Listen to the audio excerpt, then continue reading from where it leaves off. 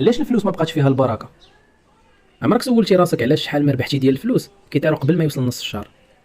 واش المشكل فيك ولا في السيستم اللي حنا عايشين فيه؟ شوفوا معايا هاد الارقام ورايا. التضخم العالمي والتقلبات في اسواق الطاقه خلات الدرهم يتقاتل باش يحافظ على قيمته.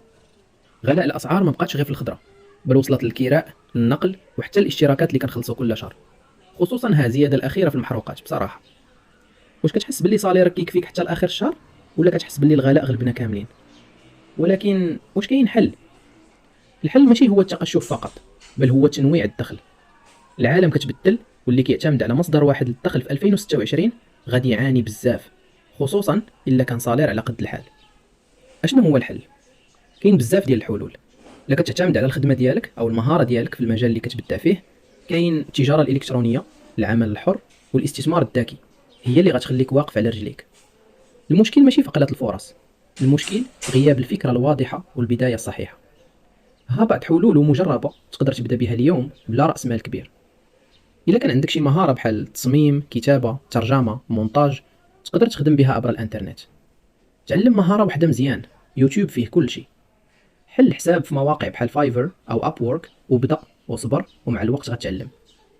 وكاين التجاره الالكترونيه، اي كوميرس، يعني كتبيع منتجات بلا ما تحتاج محل. تقلب على منتجات ترند بحال الاكسسوارات، ادوات منزليه، يمكن لك الدخل. اليوتيوب كتب التجاره الالكترونيه وغتلقى الشرح بالتفصيل. وكاين حتى دروب شيبينغ، كتبيع بلا ما تخزن السلعه. وكاين صناعه المحتوى، كونتنت كرييشن، يوتيوب، تيك توك، فيسبوك، فرص كبيره لاي واحد عنده فكره. البدايه بطيئه، ولكن الا صبرتي ممكن تدخل الاف الدراهم شهريا.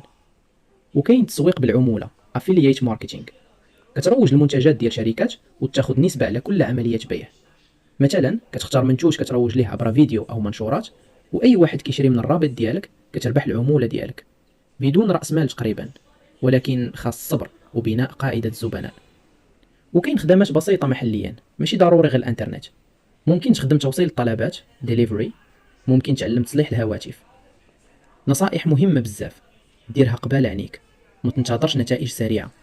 ركز على مجال واحد في الاول، طور راسك كل نهار. صبر زائد استمراريه يساوي نجاح.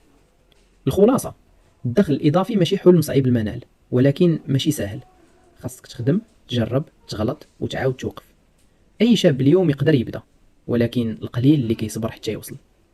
سؤال ليك، شنو اول فكره ناوي تبدا بها، ولا مازال كتقلب؟